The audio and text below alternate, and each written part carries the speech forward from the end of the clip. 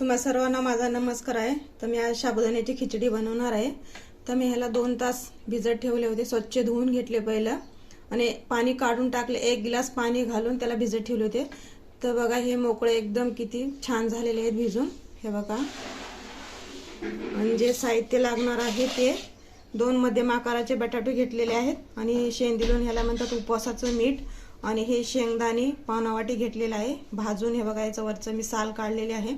आणि हे तिखट मिरच्या घेतलेल्या आहेत, हे 10 मिरच्या आहेत। तर तुम्हाला जेवढं तिखट हवं असेल तेवढं तुम्ही टाकू शकता। तर आम्ही तिखटच खातो त्यासाठी मी जास्त मिरच्या घेतलेल्या आहेत। तर मी बारीक चिरून घेते बटाटे आणि मिरची। गॅस चालू केलेला आहे, तर इथं कढई गरम झालेली आहे। आता तेल टाकते मी। तर हे बघा 2 ते 3 चमचे मी तेल टाकलेले आहे आणि त्यामध्ये हे बटाटे घालायचे आहेत बारीक चिरून घेतलेले, आणि त्याच्यामध्ये हे मिरच्या पण टाकते। आता बटाटे हे मऊ होईपर्यंत 5 मिनिटं वाफेत ठेवणार आहे मी याला। बटाटा आणि मिरची बघा छान असं वाफून झालेलं आहे। हे बघा मऊ झालेले आहे ते। आता मी ते हे साबुदाणा हे घालते।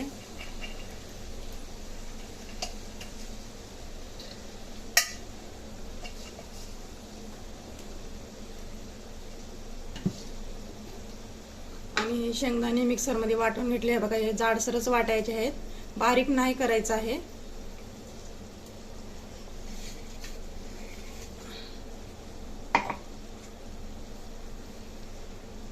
आणि हे उपवासाचं मीठ हे टाकते।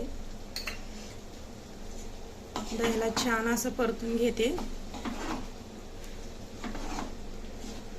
आता आपल्याला ह्याला 10 मिनिटं शिजून घ्यायचं आहे, पूर्ण एकजीव होईपर्यंत।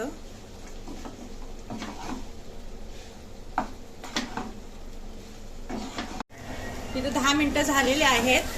तर बघू शकता खिचडी किती छान भारी झालेली आहे। आता हे मी गॅस बंद करून घेते।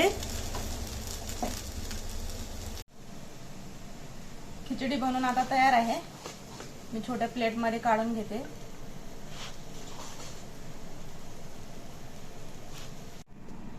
खिचडी बनवून तयार आहे। तर सपोर्ट पण करत चला, आणि तुम्हाला ही रेसिपी आवडली असेल तर कमेंट करून मला कळवा, आणि आवडला असेल तर लाईक करा, शेअर करा आणि सबस्क्राईब करायला विसरू नका।